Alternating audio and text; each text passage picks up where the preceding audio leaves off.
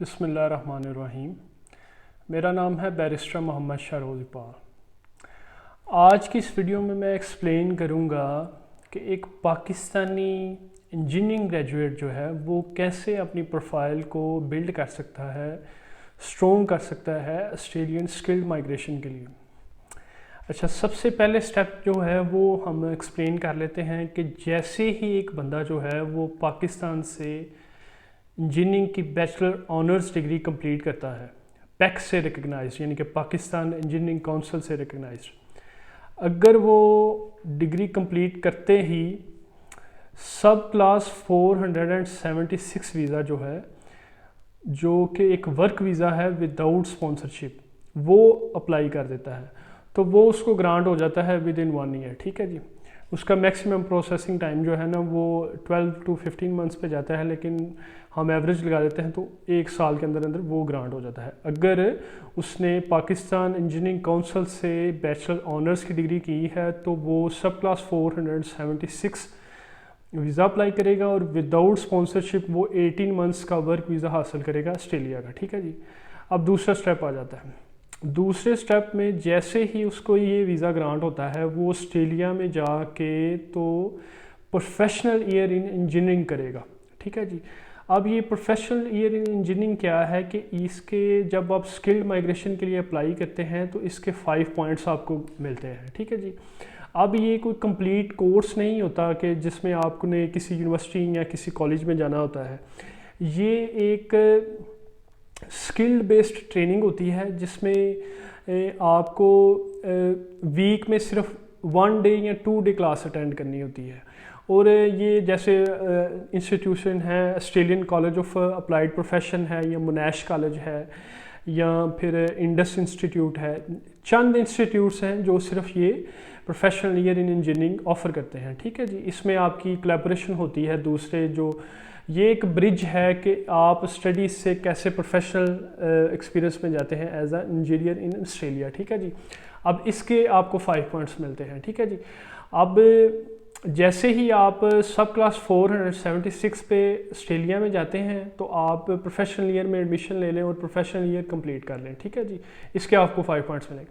अब दूसरा आपने देखना ये है कि प्रोफेशनल ईयर आपने कोशिश करनी है कि रीजनल एरिया में करें, क्योंकि जब आप रीजनल एरिया में प्रोफेशनल ईयर करेंगे और साथ आप पैरेलल आप वहाँ कोई एक्सपीरियंस गेन करेंगे, चाहे वो पेड हो या अनपेड हो, तो आपका रीजनल का एक्सपीरियंस हो जाएगा। और जब आप स्किल्ड माइग्रेशन में रीजनल वीज़ा में 491 अप्लाई करेंगे तो आपको वो रीजनल वर्क वीज़ा में या रीजनल रेजिडेंसी के पॉइंट्स मिलेंगे। ठीक है जी।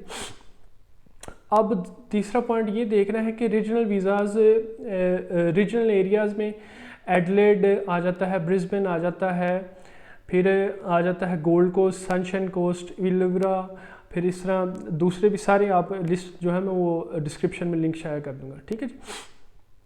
अब तीसरा आ जाते हैं कि आप एक कोर्स होता है नाटी कोर्स।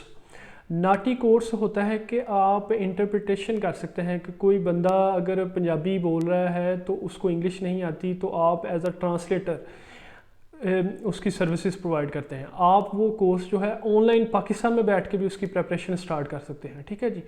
नाटी कोर्स में आपने क्या करना होता है कि आप को 2 लैंग्वेजेस आती हैं। जैसे फ़र्ज़ करें आपको पंजाबी भी आती है, उर्दू आती है, सिंधी आती है या बलोची आती है और साथ आपको इंग्लिश भी आती है, तो आप ये जो नाटी कोर्स है इसको आप अप्लाई करेंगे तो आपको इसके भी 5 पॉइंट्स ग्रांट होंगे जब आप स्किल्ड माइग्रेशन के लिए अप्लाई करेंगे। ठीक है जी। तो फिर सबसे आखिर पे आ जाता है इंग्लिश कोर्स।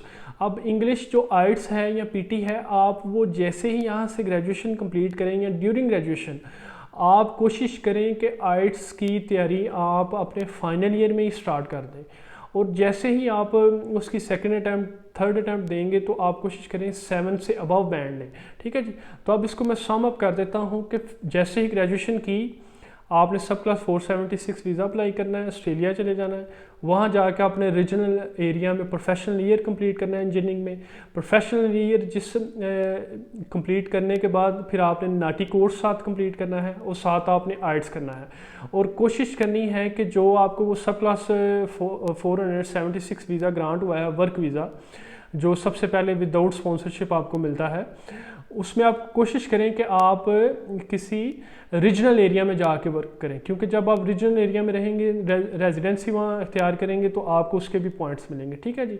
और जैसे ही आप सब क्लास 476 पे जाते हैं तो आप 18 मंथ्स का वहाँ आपको वर्क वीज़ा ग्रांट होता है, तो आपका ऑस्ट्रेलिया का भी एम्प्लॉयमेंट एक्सपीरियंस जो है वो भी काउंट हो जाएगा, ठीक है जी। तो ये चंद चीज़ें थी, अगर ये आप एक पैटर्न जेन में रखेंगे तो आपकी जो ऑस्ट्रेलियन स्किल्ड माइग्रेशन होगी एज एन इंजीनियर, वो प्रोसेस स्मूथ होगा और आप जो स्किल्ड माइग्रेशन के लिए मिनिमम 65 पॉइंट्स का क्राइटेरिया है वो बआसानी मीट कर सकेंगे। इसके अलावा अगर आप हमारी प्रोफेशनल सर्विसेज हायर करना चाहते हैं तो डिस्क्रिप्शन में दिए गए कॉन्टैक्ट नंबर पर हमसे रब्ता कर सकते हैं। अगर आपको ये वीडियो पसंद आई तो काइंडली लाइक करें, सब्सक्राइब करें और शेयर करें। Thank you.